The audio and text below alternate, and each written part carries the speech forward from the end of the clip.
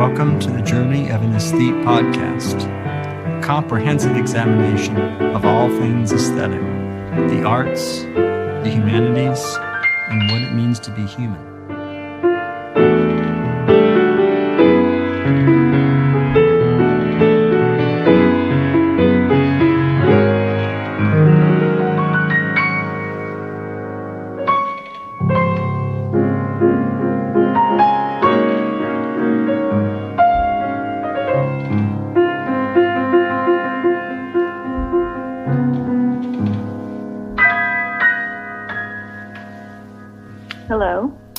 Hello, Amanda Maciel Antunes. Hi, Mitch. How are you? Good. Welcome to Journey of an Aesthete. Thank you. I'm really honored to have you on the show for many reasons, more than one reason. You are a multi-talented artist who works in many different mediums and has lived in more than one country, and has accomplished an enormous amount in a short period of time. And so I wondered if you would mind discussing some of this. Yeah, happy to talk about it. Yes. Okay, so I'm going to play you some music to start off the show, if you don't mind. I'm at my piano. Wonderful. Yeah, I'm at my piano here, and this is a little something that you might recognize. All right.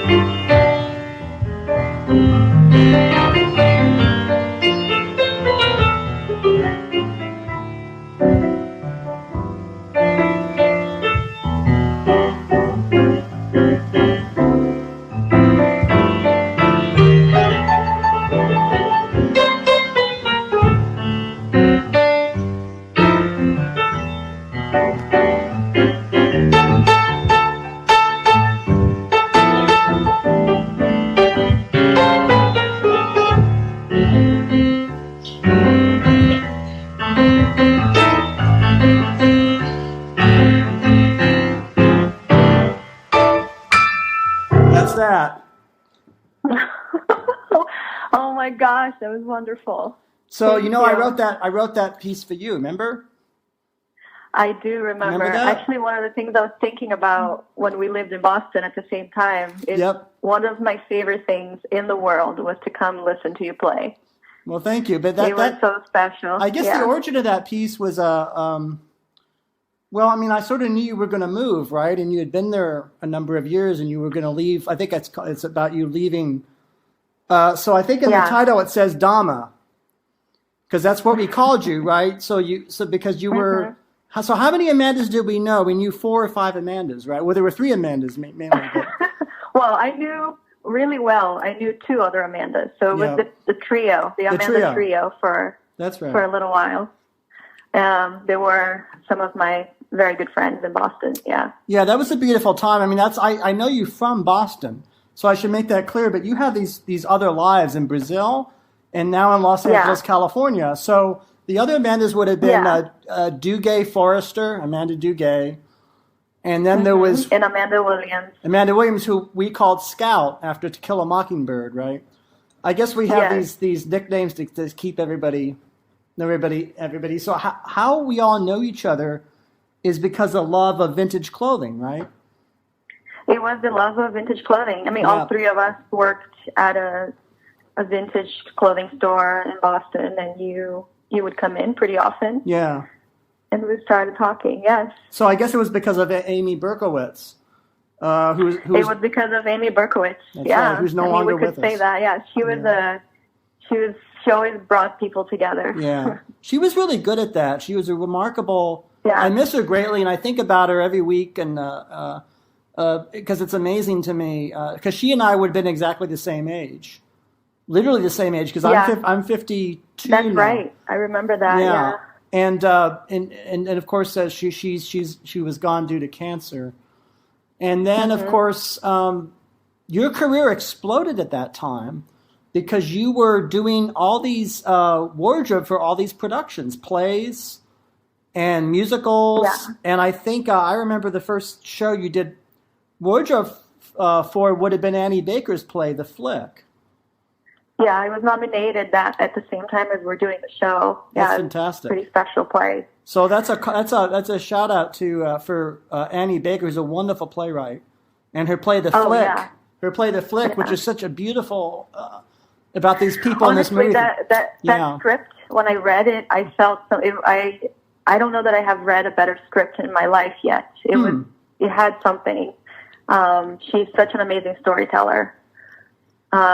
Which is what I relate to in so many, genres of my work. Yeah, I'm interested in storytelling and how to tell that really well to an audience. And I think she's a master of it. She is. I mean, that's a kind of play I could see more than once. I could watch it more than once. And so, but getting back to stories, you have a story. So usually on my show, I start off with what I call a linear chronology, just to have an idea of A and B and C in kind of linear order, and then under the theory that if we start linear, we could become non-linear as we go, and things will start to sprout and give birth. That things that don't match that game plan.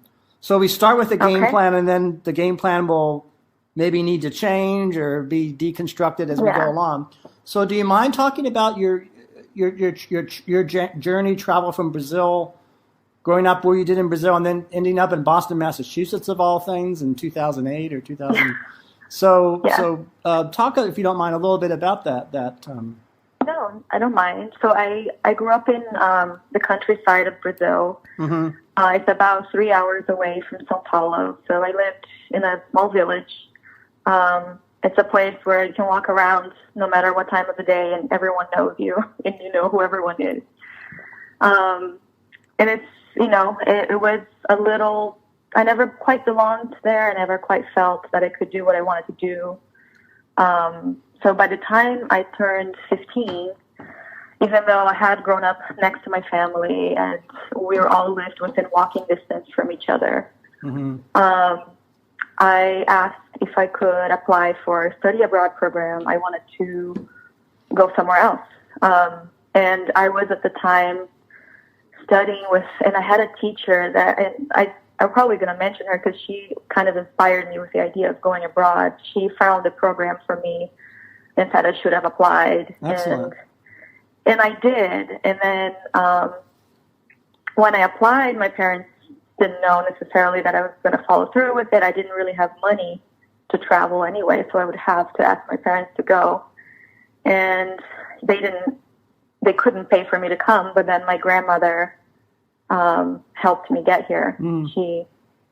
She's the one who wanted me to go away or to study away. And on top of that, I was at that time, I had lost my grandfather, who was the artist in the family. Wow. He's always been a painter.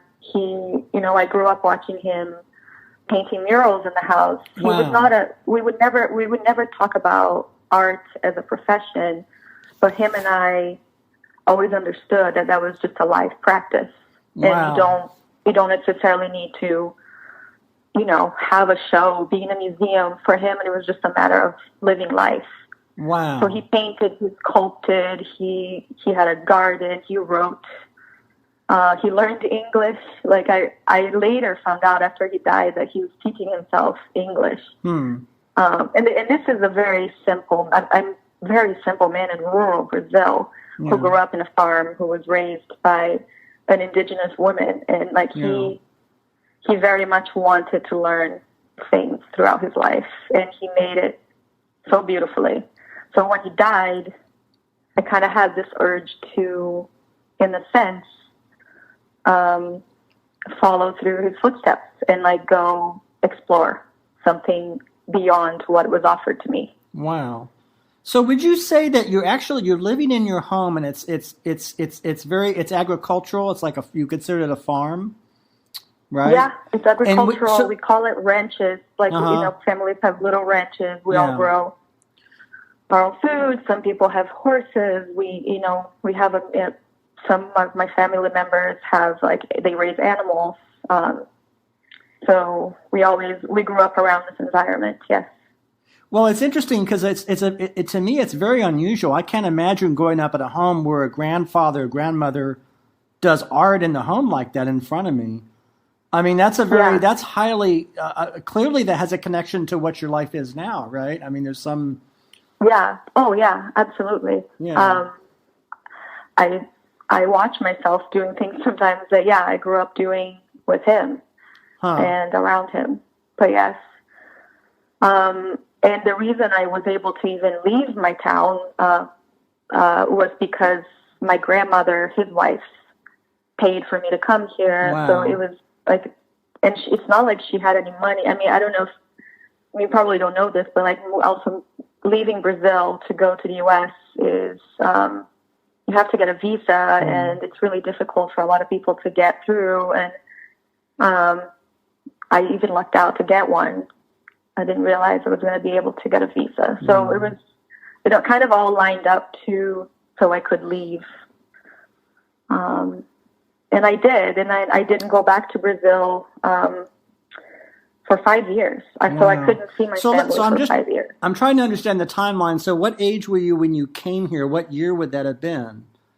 I arrived, it was 11 years ago. Wow. When did I meet you? So did I meet you? I met you the year after. So you met me the year after you came here, and I met you. Was it did I meet you on the red line or the green line? You met me at the red line, but we ended up in the green line. Why did we meet? Yeah. What were you carrying that was so important to me? I was reading, I believe, W Magazine. W Magazine. Yes. Isn't that amazing? And you approached me and we started talking about the article. Yeah, it was. I was trying to learn English at the time. My English was very poor. I don't know that you remember this. I actually found you. I felt like I was able to understand you. I know you didn't. I know you didn't have a large vocabulary, but I was able to understand when you spoke what you were saying. But go ahead. I'm sorry. Yeah. So I was teaching myself. A lot of the fashion magazines I read at the time was to try to teach myself the language with an easier vocabulary. Yeah. But we had coffee after that, and then our friendship begun. Yeah, it's really remarkable, and I guess I think I may have met Amy Berkowitz separately, though, independently, because I don't think I made the connection clearly. Yeah, it was separately. It is separate, but the thing of it is, I believe you were into certain kind of music. I think you were the one. You actually turned me on to some music I did not know about. I think you were the one that got me to listen to Regina Spektor. I think you were the one that taught me about Regina Spektor, because I don't think if I had not met you, I would not have discovered her piano playing and her songwriting. So I think you turned me on to the Raindrops album, her first album, I think, and some other things like that. That's great. That is interesting. Yeah, and also certain literature, And you got me started in so many films that are now my favorite things to watch over and over. Yeah, you introduced me to Persona, which plays a major role in my life as a film. Wow. Do you want to talk about that a little bit later, about the influence of that film on your work? We could talk about it now if you want to, but let's do it like a reminder. Let's put a bookmark on that, because that's important. Put a bookmark on that. So I think so. Yeah, that's an extraordinary. So I when I got to Boston, I had to get a job in order to survive too. Mm-hmm. So I got a job at all kinds of gigs. In the vintage store was one of them. Yeah. Which is where we eventually all created a little community. Yeah. And it was my community. Yeah. And it took some time, but so you and you, so you were the person that created that, right? That's really remarkable. I wouldn't say I was the person. No, I think it was kind of just everyone was there at the same time, and we all just came together, happened to be open to creating a community. But you seem to be somebody who's really good at organizing things. I just remember you seem to have a skill, or you seem to have the ability to sort of do that. Yeah. Yeah, I do have as part of my social practice as an artist to bring people together. Yes. Yeah. The art magazine that I did in Boston was about that. It was about, I wanted to introduce the poets to the rap musicians, to the muralists, to the musicians. Yeah. I wanted everyone to kind of play within the same, and hang out in the same room. In the same room. So that's why you're on Journey of an Aesthete. That's the whole point of this podcast. That's the whole damn point of my whole podcast is that, what do you say, the poet and the hip hop artist and the DJ and the sculptor and the playwright in the same room. I wanted us to the same room to be able to have a dialogue and think, watch like the shift in perspective in everyone's lives. Like now, social practice has always been my work too. So Spirited Magazine was that for me, and with that, I created a community in Boston for myself too. So of course, it was a mutual.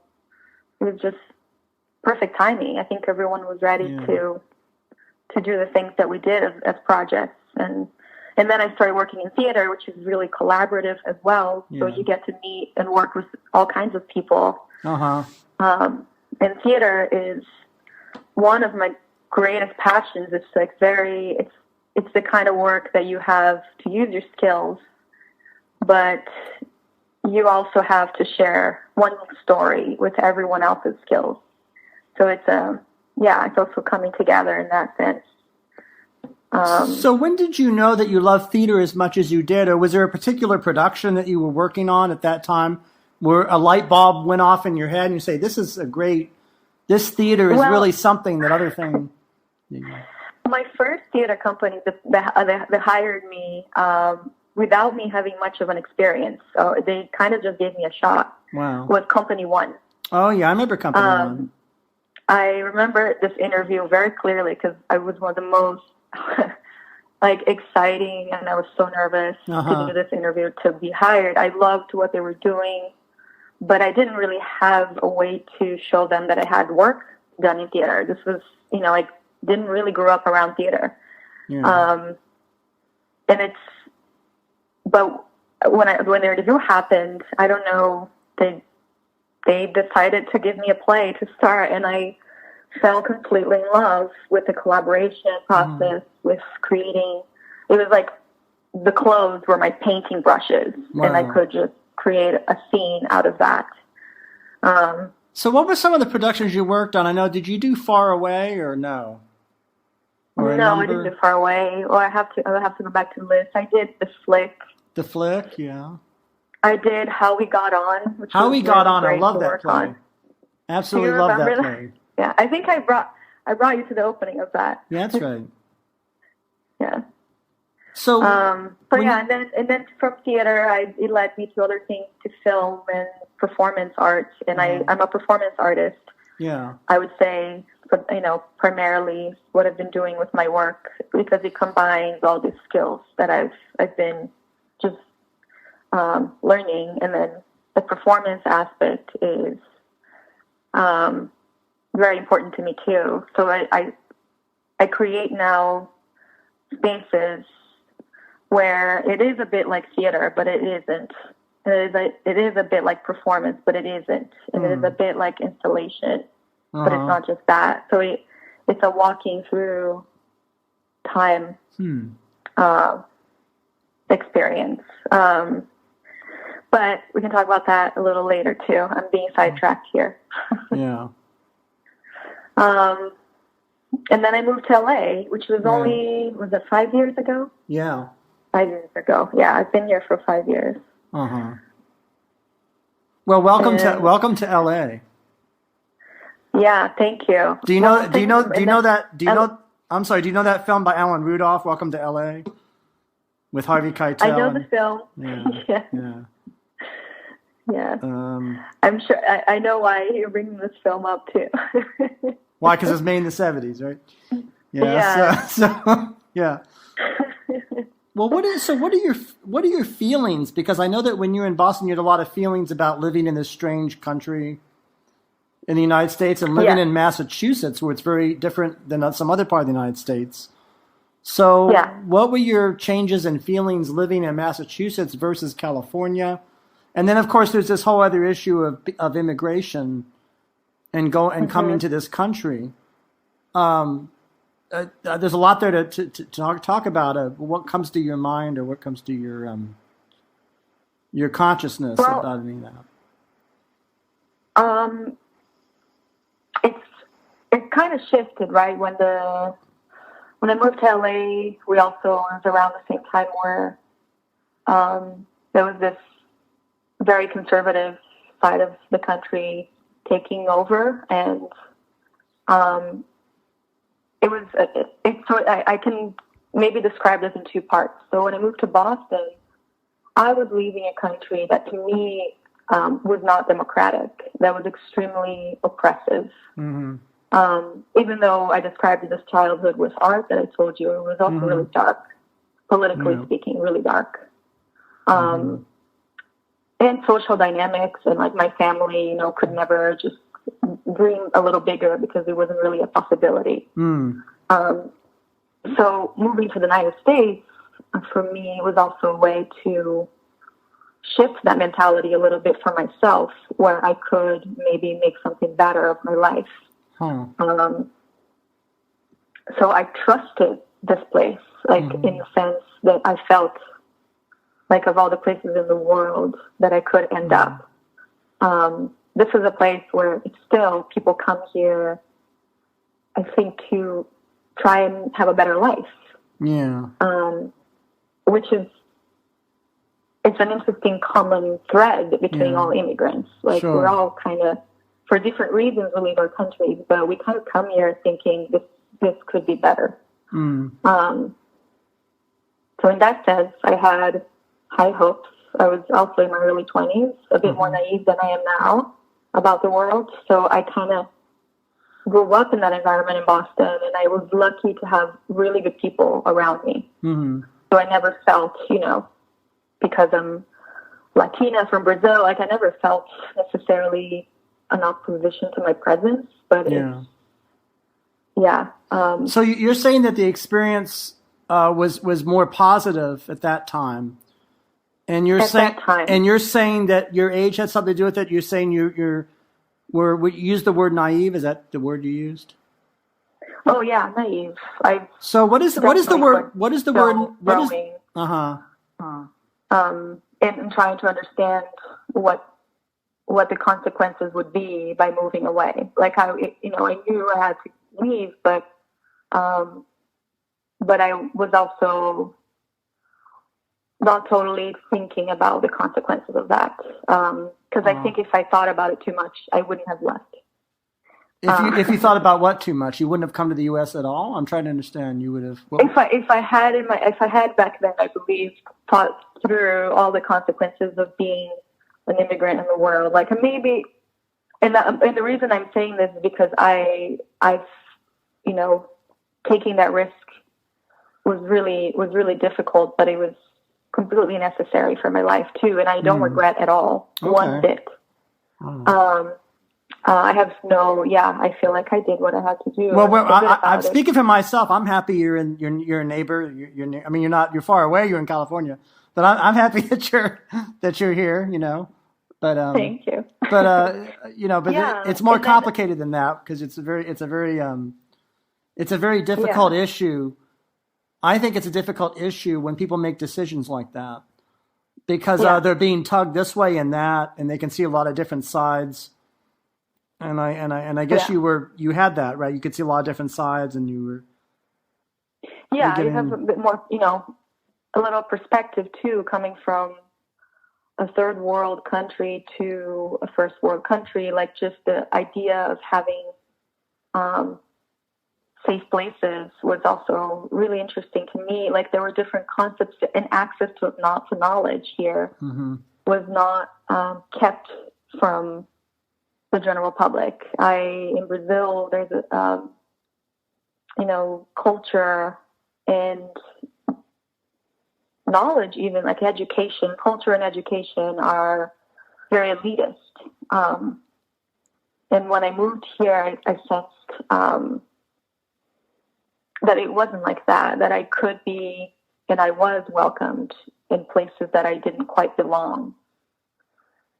And, this could be a whole side conversation because but when you say, in retrospect, that's what I was feeling. Now that I look back, I know that the 20-year-old girl Amanda moving to Boston was thinking in those terms. I also didn't speak English really well, so I became more of an observer of life, and I didn't talk very much. I went from being an extrovert to an introvert.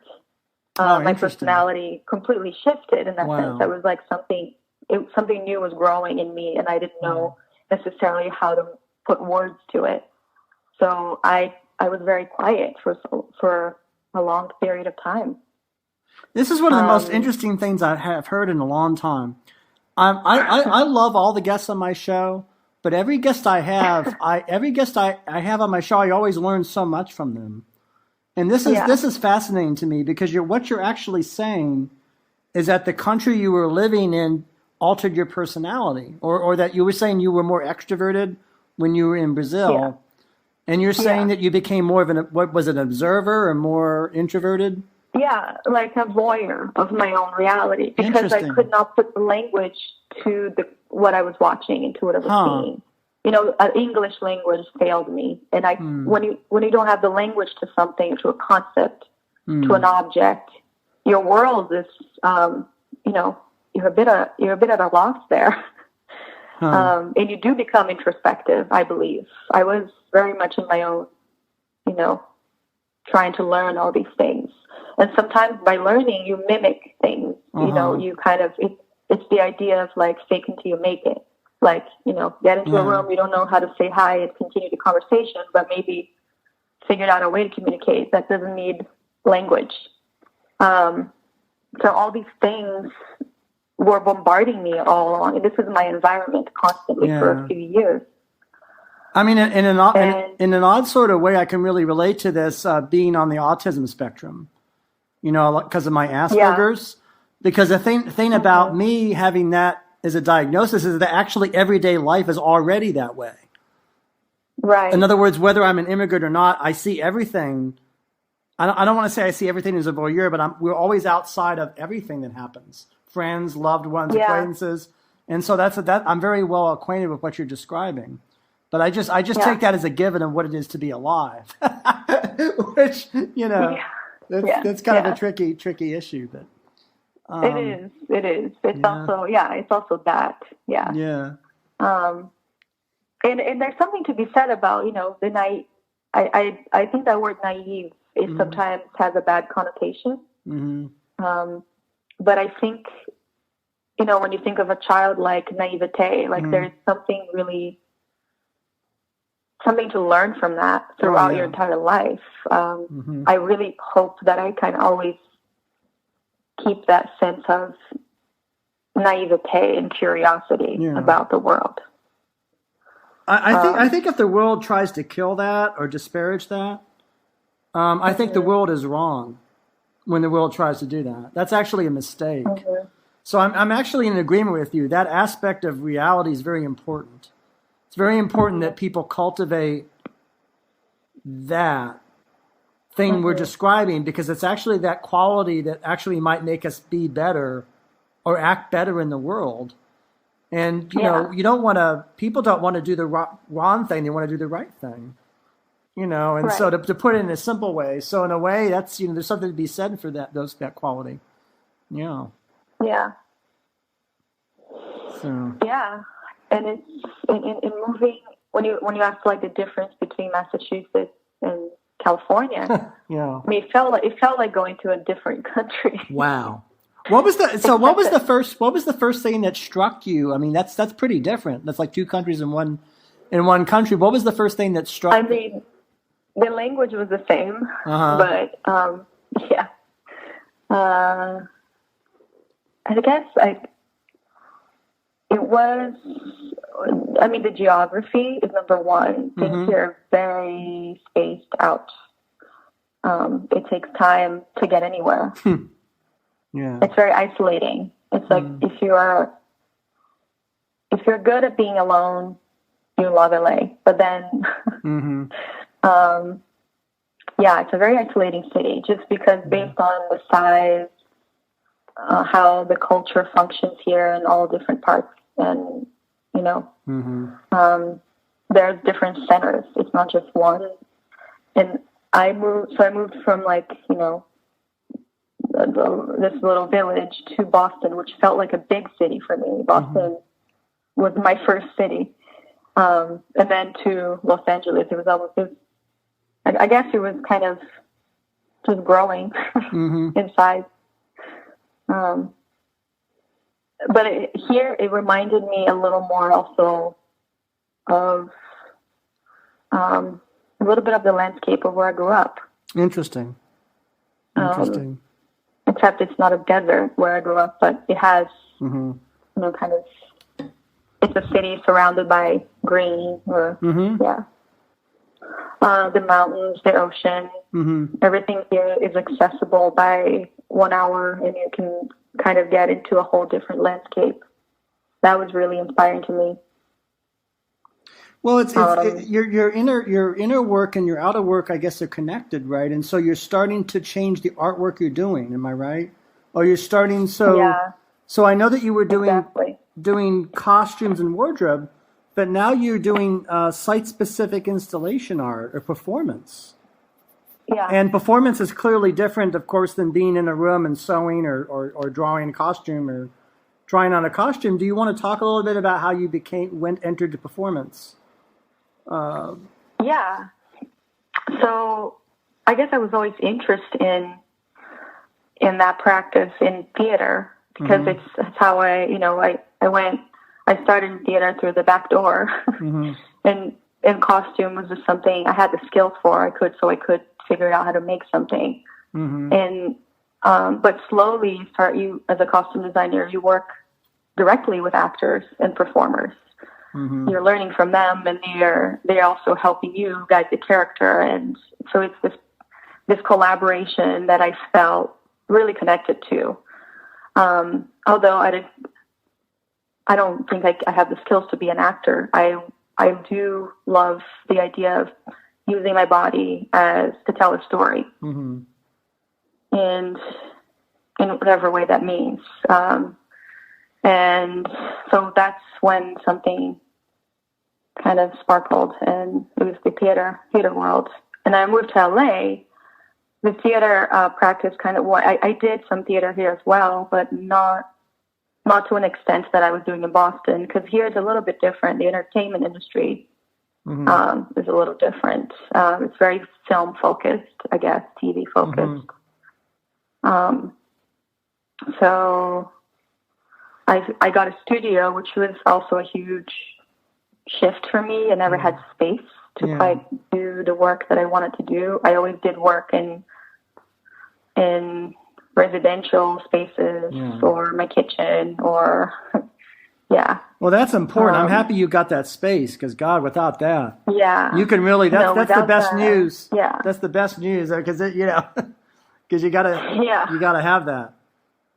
You gotta have that, and LA gave me the opportunity for that. So it was really nice to also be in a city that makes that possible. Yeah. So I could afford a space to just work, and that's what happened. And then things were slowly changing. I still do costumes in certain projects, but hello? but so I created the whole costume piece for this reception. Mm-hmm. And we just lost a little connection there, so I want to make sure that we can hear each other. And yeah. So you still you do costumes, but what I'm curious about, because I don't fully understand it, is discovering Ingmar Bergman's persona.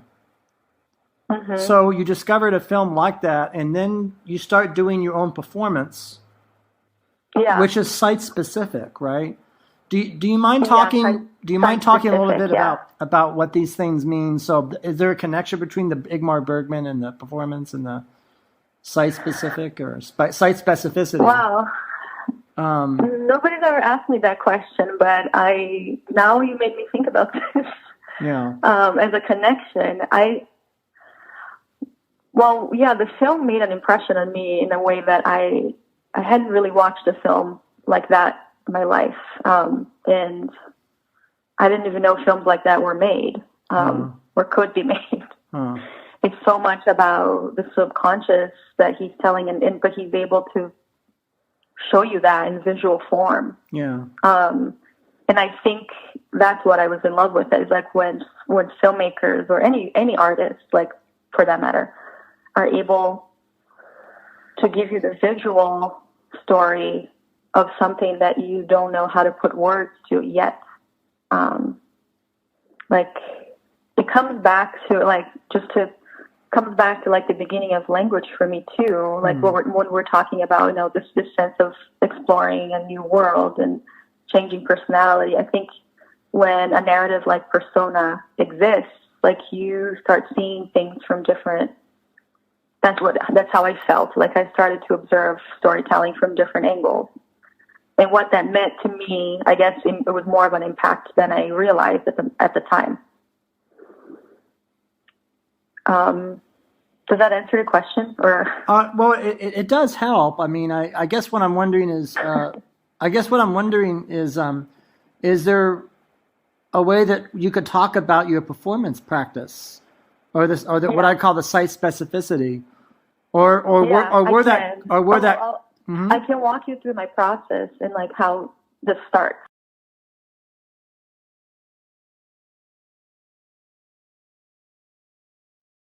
Everybody needs an anchor in life. You, me, just everybody. Anchor made this whole show possible. I'm immensely grateful to them. You too can use Anchor to make your own shows and create your own vision. Download the Anchor app or go to anchor.fm to get started. Thank you. Normally, I write a lot about dreams and narratives and stories that I might want to someday put it down into words and create an essay. I write short essays quite often as an exercise to tell stories. Mm-hmm. After the writing, I usually go to the studio and turn to material, and I start to explore ideas of what material looks like with the story. And then in performance, what happens is what I'm doing in the studio sometimes triggers an idea, and I sometimes find a space that sometimes triggers an idea. But to be honest with you, I usually know what I'm doing if I find the right space. Mm-hmm. It's when I'm walking, let's say I'm walking to a theater and I can see the performance happening in front of my eyes. Oh, so you actually see the whole performance unfold like that in your mind's eye? Is that what it is? Yeah, I kind of watch it unfold. I mean, at least I get an overall idea of what this space means. So it starts with that. So I visited, I'll give you an example. I visited this dairy farm in Joshua Tree. Wow. Recently. I was invited by a couple of artists who had already given me space to do a performance here in LA, but they got this place in Joshua Tree and they wanted me to come see it. And then there was this cottage house that had been blown by, I guess, the winds through a storm. And the house was just standing there, on the brink of falling. Collapse. Obviously kind of dangerous to walk in, but it was sturdy enough to last maybe another year. Wow. So at that time, I was working on a project, and I still am, called Memory House.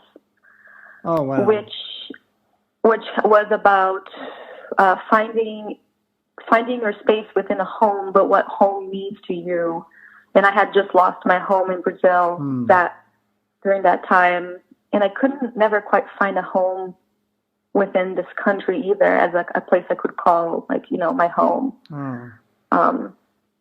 So I created this project to give me a home, and so I find locations that kind of speak to the idea of this narrative of being between worlds, and who owns our memories, and then this space kind of transformed into an installation, and the installation show, and then I perform inside the installation. So I basically set the stage. I find the stage, I set the stage, and then I perform on the stage. And the time frame of the performance varies. It's often very long. It's often at least 2 days, sometimes more. I've performed for 3 weeks before. It's durational because I truly am embodying the space and what it means to be in a new home. So when you say it's durational, that when I was growing up in New York, especially in the 1970s, there were artists doing work similar to that, or some of the first people to do what we call durational artworks, where people would temporarily live as part of the piece. And do you see yourself as part of that tradition, or is that influencing some of the things you're doing, or? Yeah, I mean, I do. It's funny because I never came to performance from knowing performance art necessarily. But it's through friends. Like in particular, I have my friend Autumn, who's a performance artist in Boston. Definitely helped me explore the idea of what that meant long term. But I didn't have an education in art, in fine art. So much of what I do is just from knowing and the experience of doing it. Wow. I do, now that I'm a bit older and like living in Los Angeles, I'm interested in knowing a little more about the history and who is doing what. But so much of my practice, Mitch, is like I'm inspired by a multitude of artists, but I'm so inspired by writers for the most part. Like I look to artists for like inspiration. Absolutely. I look for writers. So you really like the art of prose, and you actually, so that's interesting because you said that you can. I do visual from a different angle. I guess like that's what I'm looking at as a practice. So in film as well, of course. There's something very clear. What is some of the books that you have really? So you're saying inspired by prose. Prose impacting your feeling about being in a location. It's an example of that. Well, and this is a very visual book for me, because I think every story she tells is a performance. Is Leonora Carrington's stories. Do you know her work? She lived in Mexico for a while. Actually, most of her career. She was, I guess, early century, and she was British born, moved to Mexico, and started to paint and write. And she also had some, from what we believe, is mental health issues. Who knows what that looked like at the time, but she lived pretty much alone throughout her life and wrote the stories. Some of them, people say they were written from a sanatorium when she was there. But they are little short stories about being in your own body and what that meant to be in your own body, and like how people perceive you and how you perceive other people. And her paintings kind of talk about the same. Definitely look at her work as a painter. They are narratives in themselves too. And kind of dark ones, but funny. She has a sense of humor about the world. And that was a book that really, it was her book of short essays. Wow. It really got me. If you had to recommend a particular title for the audience, what would you recommend they go to read? If you've never read her before, I would go with The Complete Stories of Leonora Carrington. It's a compilation of just some of her main short stories. It's a great little pocket book. Yeah. I would start with that. Okay. That's how I started, I guess. So that's the first book I read. Well, we have a lot to talk about because we have to talk about Anais Nin and Henry Miller, right? So that's another. Yeah. How do you want to go there? I don't know. It just seems like you're able to see landscapes, but you also are a word person. You're also a word person because you're. How did you come to live in Anais Nin's house? Or talk about that. Oh, well, I didn't know. First of all, I didn't know I moved into Anais Nin's former home. Wow. I'll track back a little bit. Anais Nin it is one of my major influences too as a writer. I always kept a diary. I've always had my own journaling practice, and when I moved to the States, there was this used bookstore called Laura Nipson down the street from my apartment. I love that bookstore. And there was a window I love that place too. It's such a good bookstore. And there was a window display, and the Anais Nin diary number 4 was on the window display. And then I needed a book to kind of practice English, and I thought that I didn't know who this writer was, but the cover looked great at the time. I was 20. Never quite read. I grew up with Portuguese, Spanish literature. Had never quite got into English literature. So this was the beginning for me of all of this. Wow. So I picked up her diary, fell in love with it, started to dig in about who this woman was and what else she wrote. But I wasn't a good reader then because English was still very difficult. The diaries were easy for me to read because even though she's still very eloquent in her diaries, it's a bit more personal. Right. So I could relate to them because of my hard time with the language. I could relate to them a little more. And that's so that was the first few years. And then Amanda Duguay, actually, we mentioned her earlier, one of the Amandas in the group. Yeah. She gave me a box when she cleared out her books. She's like, "Oh, here's a box for you of books I think you should read." Yeah, and it was a whole stack of Anais Nin books. Wow. Which I still have all of them. I brought them with me. That's great. And then just in different times, she would come up. It's really good when you have a good friend that wants you to read that wants you to read something really good, rather than something not so good. That's really, I guess you have to thank her for that because she got you into something. Absolutely, really, I definitely owe a lot of the people around me for these magical moments. Yeah. Wow. And then from that, so I moved to LA. I started working at a language company to teach Portuguese as a second language in LA. It's one of the things I still do. I teach Portuguese. Wow.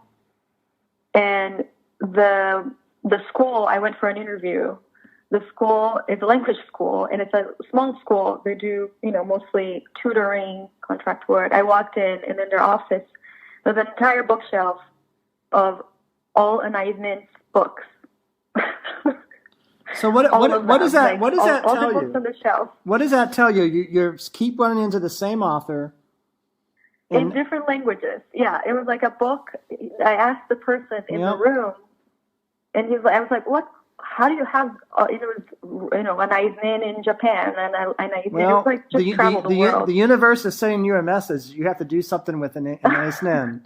That's all I can tell you. That the guy, no, I know. And then the guy there at the office was like, well, I inherited all of this. Someone was a collector. So he was like, you can borrow one if you want. So that was like first moving into LA, my first year here. And then I kept on digging more into her work, but I quite never, it was just this presence came out. And then last year I found this little cottage house in Los Angeles, like a little bit more east of the downtown. That was really, it wasn't really for rent at the time, but I met the landlord on a hike. On New Year's Day, me and my husband were walking in the neighborhood looking for a place. We've been hiking in the area, and we fell in love with this area about a year ago. A year before, and we meet this, this gentleman. He shows us around. He then invites us over to his cottage where he was about to move in 3 months. So he asked if we would be interested. So it was very. Also, finding the house was very strange. I didn't believe it for a while. I thought it was a scam. We move in April 1st. You said you thought it was a scam. You didn't believe. You didn't. No, I mean, it's a joke. But it just felt too good to be true. Too good to be true. Yeah, I see what you mean. Yeah, too good to be true. The kind of space and what it was a kind of a perfect place for us. Wow. And in nature, we had. Oh wow! Yeah. So that was it. I moved in April 1st, and I start painting the walls inside, and I spent about a week here painting, getting ready to move in, and I got curious about the place. I started to want to know more what this place is and what it was back in the day, because it was built in. Early century, so I wanted to, I'm interested in, I guess, in the history of the property. And in looking into it, I found out that an Eisman lived here with her forest ranger husband at the time, Rupert Pohl. And at the time, she was living a bigamous life, so she was going between Sierra Madre and New York City. I know she was a very free person. So you're saying she had more than one husband, right? So did she? She was bigamous. Yeah. So did she have a husband? So there was one husband who was a forest ranger, and that was in California, right? In this house. In California. Yeah, because this was the forestry house department. So they lived here, and the forest rangers were put here to be close to the mountain, in case of an emergency. And she lived here with him during that time, which was early 50s. Yeah. Through late 50s until they moved to their home in Silver Lake. Yeah. Well, she stayed in California, so even though she moved from there to Silver Lake, she seems to want to be in California, like you want to be in Los Angeles, California. So yeah. Yeah, I guess for her, I don't know if she loved California all that much, to be honest, knowing what she was saying about the area. She was here because of Pohl. Oh, I see. Her work was New York. She felt like that's where she had her connections, because California was new to her, and because she lived in a place it is isolating. It's a bit like, and because again, Los Angeles is a very different type of city to navigate with work. It's really isolating. There's, it takes longer to go anywhere, so it takes longer to meet anyone. Wow. So she also, here, her world was Robert Pohl and the Lloyd Wright family, because Pohl's stepfather was Frank Lloyd Wright's son. So they hang out with, although they had a hard time getting to like each other, Anais and them. But so yeah, her world was kind of about him and his family here. And she had some friends. Eventually, I guess Henry Miller lived here at the same time as well. Yeah. He was living in Hollywood, I believe. Yeah. Or Big Sur. Big Sur is where he liked to be, I guess. Big Sur, yeah. Big Sur. Which I've never seen before. I'd love to visit Big Sur. It's one of the places I've never been. Oh, yeah. It's beautiful. Wow, you've been there. Yeah. So yeah, now I'm working on. So I found out the house and I looked into it. I contacted a few people, went to the library. I don't know. I was astounded. I couldn't believe it. I just couldn't understand what was happening. Why, of all the places in the world, I don't know. I was, I felt like I needed to do something about it. Mm-hmm. And so I started to look into it. I contacted a historian. Someone wrote a book about Sierra Madre, and one of the pages, she talks about Anais Nin living here, but it's a very short, essay on that. Mm-hmm. And I contacted her. She got back to me, and we got to know each other, having coffee. And she introduced me to this, a little bit of the history of this city, this town. And it's helping me navigate the research process as well. But so after meeting her, I was encouraged by her to contact the Anais Nin's archives and tell my story and ask them if I could have access to her original manuscripts. Oh, wow. Because I found out that they live in Los Angeles, and UCLA actually owned them.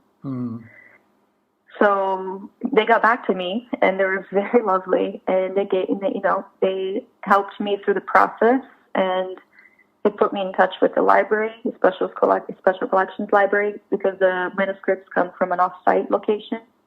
I would have to reserve them, then make appointments and all that, and so he guided me through this, and now I'm going to the library every week, and I'm going through 58 boxes of her work, of letters, of notes, and of the real diaries. I mean, I'm touching the diaries, which is bizarre. It's all handwritten.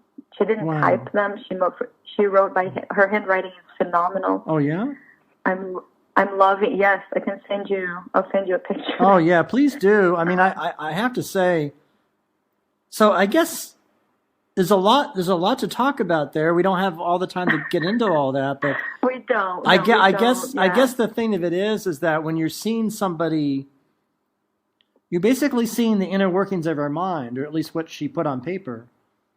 Yeah. Wow. Huh. Yeah, and I'm also, looking at her writing, which is so special for, I think, as a writer yourself, or as I don't know, most people I know who are writers, they reading something handwritten is something. Oh yeah. Something there, it becomes it's a person on the paper. It's a visual thing too, a visual memory for me. So. Yeah, it's really intense to go through all of this. And so I'm slowly, going through the boxes. Wow. And there are tapes, there are tapes being digitized and conversations. And she had this great conversation with Judy Chicago in 1972. Whoa, slow down. It's a big deal to me. Oh, because as you know, I'm a big Judy Yeah. Chicago fan. That's a whole other, another, yeah. I know, yeah. So Judy Chicago at the time was 36 years old and interviewed Anais Nin, who was 69. She was 69 at the time. And they have this whole conversation about women's anger and how to deal with anger. And oh my God, Mitch, I couldn't believe this should be played in every institution everywhere. So you're encountering all this right now, I guess, as we. I'm doing this now. Wow. So yeah, this is yesterday. Yesterday, I spent all day at the Special Collections Library going through correspondences. So letters she wrote to people and she received, and she saved everything. She saved, I feel like a bit of an obsession, I guess, but she saved every piece of paper she ever wrote on. And then she saved all of her rejection letters from publication. Great. That's fantastic. Publishers. So I've been reading some of the rejection letters that. Oh, wow. Yeah, and the things they would say, it's fascinating. I'm in a black hole at the moment. I don't know what to tell you in regards to like what this is going to look like. Well, I know that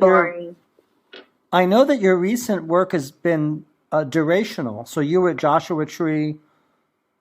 Mm-hmm. Is this work going to be durational? The thing that comes out of this, or do you know yet? Is it going to be something where it's on a site? Yeah, I mean, if anything, it will probably be durational because just how I feel it going. Like it is already durational. It is already taking my 10 years of my life into perspective. Wow. So I'm very much I don't know yet where it would be, if it would be in the house, if it would be something that I show somewhere else. But I think it's too soon yet to decide or to make assumptions. But I'm so happy. I'm so happy that Anais Nin didn't throw that stuff away and she saved it. There's a kind of intelligence there. I mean, I'm never anybody to give advice or tell anybody what to do. And I know that there are people that should throw things out that they save.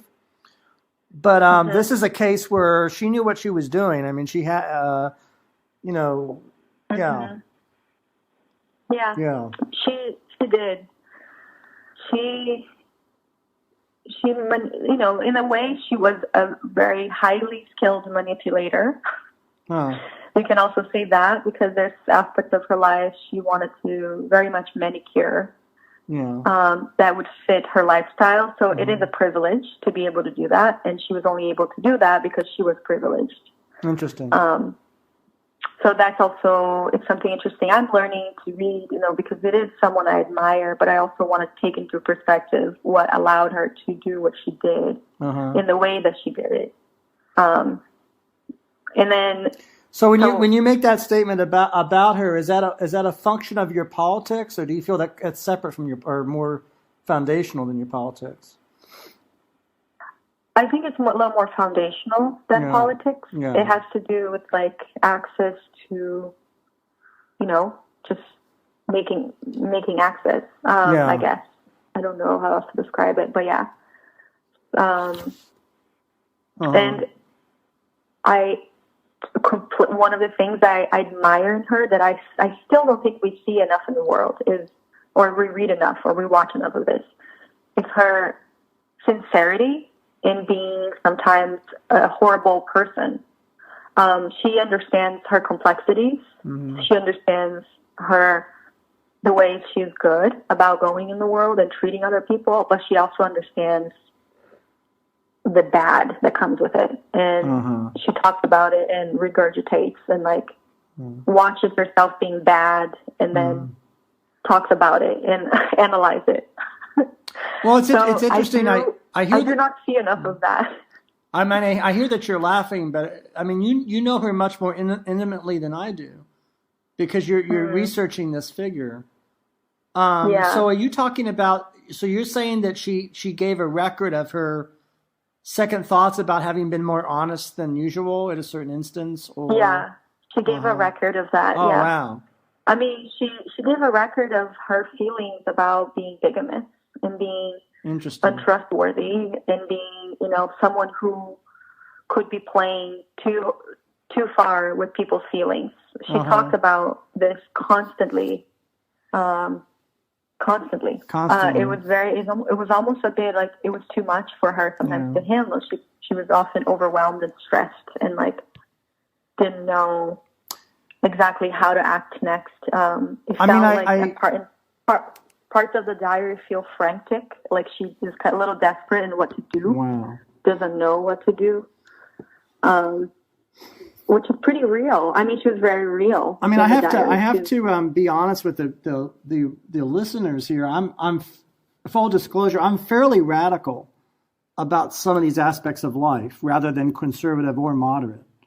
If we're talking, particularly, we're talking about sort of love life, personal life. My ideas tend more towards the radical side than not. Mm-hmm. So I don't think I would be bothered, maybe perhaps by what she, you know what I mean? I would maybe, I would be kind of open to some. I don't think you would be either. I think, and I'm not either. Because again, I feel like I'm open to her interpretation of what it means to be human. Right. For her, this was her way, and she kind of figured it out, and she felt like she was being herself. Except the social environment didn't quite allow her to be herself. Yeah, all the time. Oh yeah. You can't be open about being bigamous. Yeah. So she was hiding. She had to lie. She had to make up all kinds of stories in order to navigate this bigamy. Yeah. So it was more like the social pressure and what it means to do the things you want to do. I mean, you could almost say she was just trying to live a life not that different than Henry Miller, her older exactly. her old lover, but was a man. Yeah, but it's okay if he does it, but if she does it, it's like right. Yeah, that's kind of So she. Well, yeah. I mean, it's the same with their writing, right? She was writing; it was a confessional type of writing. That's right. But she was considered immature, and Henry Miller did the same thing. He wrote confessional. Yep. Almost like, confessional diaristic style as well. Totally, but he was treated like he was coming up with something completely new. Yep. And it wasn't. Yep. And honestly, if I'm going to be honest with you, I think she was doing it better. But just. Oh, if we're if we're comparing, I mean, I'm not afraid of making evaluations on the show. If we're comparing, you and I agree. I mean, if we're comparing them as writers, I think she might be the stronger writer. At least I like her more than him. But that's right.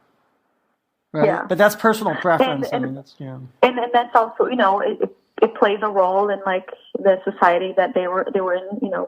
Back in the 40s and 50s, it was more difficult than it is now to be published as a female writer. And of course, women weren't really treated in a way that they were even considered for anything that was like worthy being looked at or talked about. Like there was, they had a much harder time. It hasn't gone like, it's not great. It hasn't we're not really equal. We're far from equal, but because women are still treated like second-class citizens, but at least there's more in the world that we can relate to. There's more in the world that I can look up and I want to learn about another female artist that made it happen for herself. So I think for her too, it was harder because a lot of like role models were male in her life. Yeah. And that played a large role in her work as well. But yeah. It's all really interesting to me because this project started out with, coming from the angle of memory and being in the house and having her memory through my life, but it's also giving me so much of the feminist history and the struggles that she struggled with all the rejection, with all the punishment for just talking her mind and being a woman. And so that was, her process of dealing with that was through writing. So that part also is really interesting to me right now. Just the cyclical generation thing with feminism and what it means to be, femme. Yeah. I'm glad we're talking. Yeah, go ahead. Oh no, I'm glad we're talking at such length about ASN because I think she's a major figure and I am I'm happy that you're doing this now. Is there other things like our listeners listening may want to know when they can experience your performance, or when that is, or when that happens? Are there locations or places that you can tell people that? Yeah, at the moment, I don't have a date. I do have some projects brewing, but I have a website which you can I share my work and also give dates, and I have an Instagram account where I post about shows and upcoming performances. So yeah, it's my full name at AmandaMacielAntunes.com. That's where I get the info. Well, we're going to make sure to link to that. It's really important, because I want people to be able to experience, at least, maybe not actually physically there, but get a sense of what you're doing. Because that's the only way to really begin to approach it, is to have a experience of it, a familiarity with it. Is there anything else you want to talk about that comes to mind, either on this or any other subject? I just want to say that, like, this has been great, and I feel like every conversation we've had has been always so such a learning experience for myself as well. So I really appreciate our conversations. I guess it always opens up like another door to think about something else for some reason. Like you're good at that. So thank you. Well, thank you for being on this show. I really, I think you're the only person we've had on the show thus far that does the kind of work that you're doing. So I think that's exciting. Yeah. Is there anything, I think eventually these shows have to end. So I'm asking you again, is there anything else? So I want to thank you for being on the show. Yeah, thank you. Is there anything else before we go and I say goodbye? And I guess I should say obrigada, right? Obrigada. Obrigada. Yeah, de nada. No, Mitch, I mean, we could always keep talking, because I love talking to you. But it's, maybe we need chapter 2. Yeah, we need chapter 2. I tell you what, here's a game plan. When you get further into this Anais Nin project, and you have something like a date or something associated with it, or a release, we will talk then, maybe. And how does that sound? Yeah. And maybe I can share with you, some of the materials I've been finding, and absolutely, that would be great. Right. Okay, I wish you I wish you more good fortune in that house and in Los Angeles, which is Los Angeles is one of my favorite places in the world. It's beautiful, a beautiful and misunderstood and underrated city, if that makes any sense. And I agree with you. And well, thank you. It was great. This episode was a lot of fun. I really enjoyed it. Thank you. Thank you. I can't wait. Yep. Okay. Bye-bye. Bye-bye.